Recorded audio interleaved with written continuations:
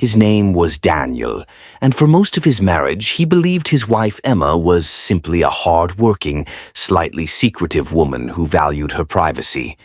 What he didn't know was that she wasn't just guarding her privacy, she was guarding her other lives. It started with a sound, not a confession, not a slip of the tongue, just a vibration. One quiet Sunday afternoon, Emma was in the shower while Daniel was half asleep on the couch in the living room. Over the sound of running water, he heard it, a faint buzzing coming from their bedroom. At first, he ignored it. Then it buzzed again, and again. He assumed it was her work phone. Emma worked in marketing and often kept her phone on silent. But this sound wasn't coming from her nightstand. It was coming from inside her wardrobe. Curiosity pushed him up from the couch. He walked into the bedroom and opened the wardrobe. At the bottom, behind a stack of folded sweaters he didn't recognize, sat a small black purse. The buzzing was coming from inside. His heartbeat picked up, but he still tried to stay rational. It could be a spare work phone. Something completely innocent. He unzipped the purse. Inside, neatly placed, was a phone he had never seen before. Different brand, different case, different wallpaper. On the screen, a name flashed over and over again. Andrew. For a moment, everything froze. Andrew. Who was Andrew? Why did his name have a heart next to it? And why was his wife hiding a phone from him? He considered answering the call. He imagined hearing a stranger's voice, confirming his worst fears in a single word. But something inside him held back. If Emma was hiding this phone, there was a reason. And if he wanted real answers, he needed to be smart, quiet, patient. Daniel put the phone back exactly where he found it, zipped the purse and closed the wardrobe. Then he walked back to the living room, lay down on the couch, and forced his breathing to slow. A few minutes later, Emma came out of the shower. Hair wrapped in a towel, she smiled at him like nothing in the world was wrong. She kissed his forehead, asked if he wanted tea, and moved to the kitchen. He watched her carefully. Suddenly, something about her movements felt rehearsed, like he was watching an actress play the role of his wife. That night, Daniel barely slept. He replayed every strange moment, every late-night work call, every weekend away with friends, every time she clutched her phone like a lifeline. For years, he had called it stress. Now it looked more like a pattern. The next day, he made a decision. He would not confront her. Not yet. Instead, he would do what she least expected. He would become very quiet, and he would start watching. For a week, that is exactly what he did. When Emma showered, the black purse was always in the wardrobe. When she went out for a walk, sometimes the purse was gone. Her main phone behaved like usual, emails, messages, notifications. But he noticed she never left the black purse unattended for long. One evening she said she had a late meeting with a client. It was a Thursday. She dressed nicer than usual, put on more makeup, and wore perfume she normally reserved for special occasions. She left at 6. At 6:05, Daniel opened the wardrobe. The black purse was gone. This time, he was ready. Earlier that day, he had installed a small GPS tracker in the lining of the purse. He had ordered it online in a moment of desperation, unsure if he would ever use it. Now, watching the empty space where the purse had been, he was glad he had. He opened the tracking app on his phone. A single dot moved across the city map. It was not headed toward her office, not toward any restaurant she had mentioned. The dot stopped in a residential neighborhood across town, in a place Daniel had never visited with her. He stared at the screen, numb. Finally, he grabbed his keys, walked to his car, and followed the dot. He parked a street away from the location. From a distance, he watched. There she was, Emma, walking up the front steps of a modest, pretty house with a bright blue door. She rang the bell. A man opened it. Tall, mid-40s, with an easy smile. He kissed her, not like a colleague, not like a friend, like a man greeting the woman he loved. They went inside and the blue door closed behind them. In that moment, Daniel could have stormed up the steps, hammered on the door, and unleashed every emotion twisting inside him. He could have shouted, exposed her, made a scene the entire neighborhood would remember. But he didn't. Instead, he sat in his car and let a cold, heavy calm settle over him. Because now he understood something. What he had seen was only one part of the truth. One of her lives. If she had a second phone, this man, and this house, what else was hidden?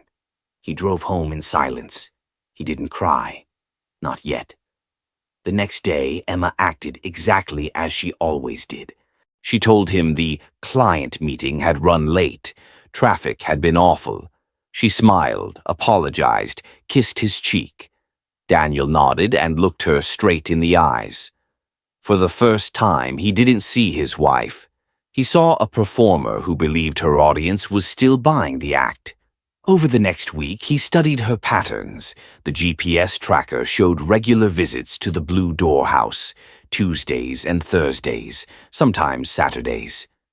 But the story became darker when something else happened. One evening, Emma went to shower and forgot to lock her main phone. It buzzed on the nightstand. A notification lit up the screen. Support group check-in tonight. We're here for you. The sender. Women for Women's Safe Circle. Daniel frowned. He had never heard of that group. Emma had never mentioned therapy or a support circle. Curiosity, now lined with dread, pushed him to tap the notification. Inside the chat, Emma wasn't Emma, the capable marketing professional with a steady home life. She was Emmy, a woman claiming to be trapped in an abusive marriage. She wrote about a controlling husband who tracked her every movement, a man who screamed at her, threatened her, isolated her. She said she was terrified. She said she needed money to escape. Women replied with long, emotional messages. Many had sent her donations. Others offered legal advice, places to stay, emotional support. As Daniel read those messages, something inside him cracked, because the monster in her story was supposed to be him, but he had never raised a hand to her. He had never even yelled. If anything, he had spent years apologizing, softening his tone, walking on eggshells to keep the peace. Now the picture sharpened into something far uglier. Life 1, loving wife at home with Daniel. Life 2, devoted partner to the man in the Blue Door House. Life 3, fictional victim in a support group, collecting money and sympathy off a lie. 3 lives, 1 woman. Built on deception. Daniel carefully closed the messages and put the phone back exactly where it had been. His hands shook, but his mind was very clear. That night, as Emma slept peacefully beside him, Daniel stared at the ceiling and made a silent promise. He would not become the screaming villain she described. He would not give her the dramatic explosion she was prepared to call abuse. If she wanted to live inside a fiction, he would give her an ending she did not write. Over the following weeks, he collected everything, screenshots of her messages in the support group, GPS logs of her visits to the Blue Door House, photos taken from a distance, timestamps and notes. He also met quietly with a lawyer. He laid out the story, the evidence, every detail. The lawyer listened, then sighed. "This is ugly," he said. "But for you, it's also very clear. You are not the man she claims you are, and you can prove it." Together, they built a plan. Not just a divorce, not just an angry breakup, a clean exit, financially, legally, emotionally. But Daniel still had one more step to take.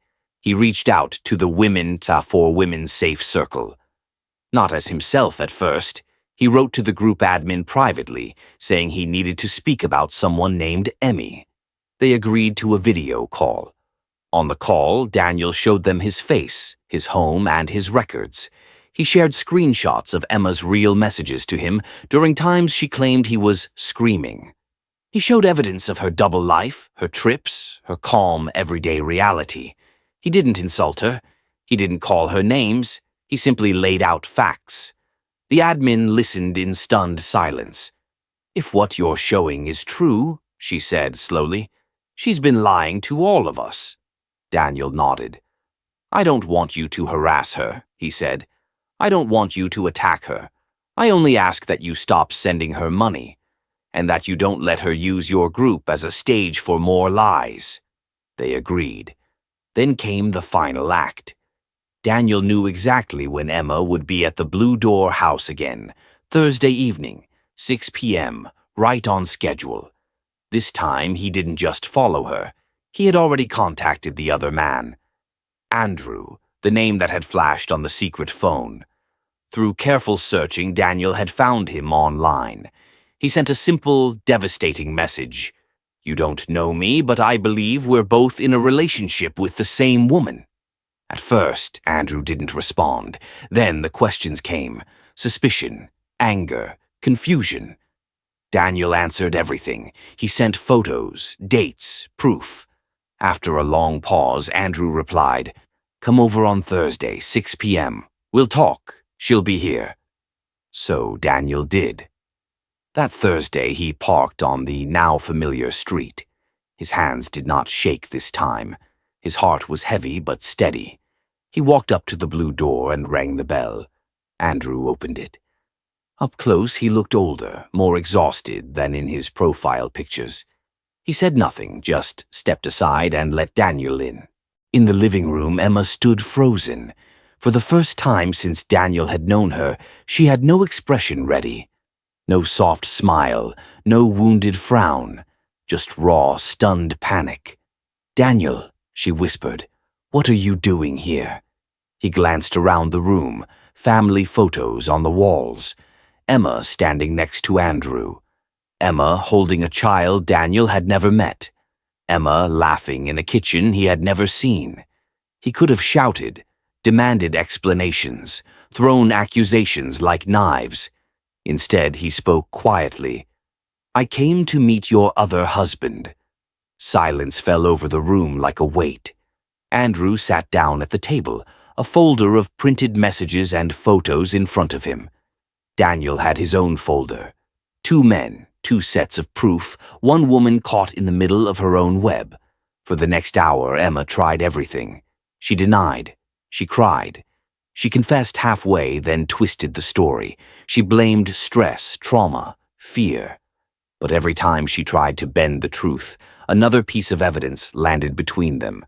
Dates, photos, messages, 2 phones, 3 lives, no way out. Eventually, she ran out of words. Daniel took a deep breath and placed a final set of papers on the table. Divorce documents, already prepared. "I'm not here to hurt you," he said softly. "I'm not here to ruin you. You've done enough of that yourself. I'm here to end my part in this story." Her hands trembled as she signed, not because he threatened her, but because she knew she was losing control of the narrative. Andrew told her she had to leave his house by the end of the week. No shouting, no thrown objects, just a clear boundary and a closed door. Later, the support group quietly removed her. Her access to donations and sympathy ended. No one exposed her publicly. No one turned her into a spectacle online. Daniel and Andrew refused to become characters in her next fake tragedy. Instead, they did the one thing she never predicted. They walked away. Calmly. Completely. In the months that followed, Daniel rebuilt his life step by step.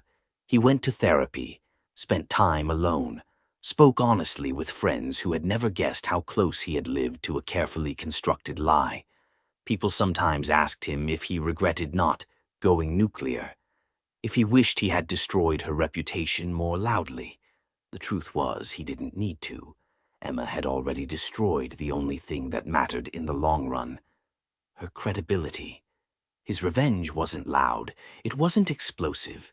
It was quiet. Measured. Final. He stepped out of the script she had written for him.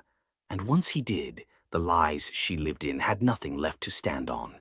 Sometimes the most powerful revenge is not the one everyone sees, but the quiet decision to walk away, take back your story, and leave the liar alone with their own empty fiction.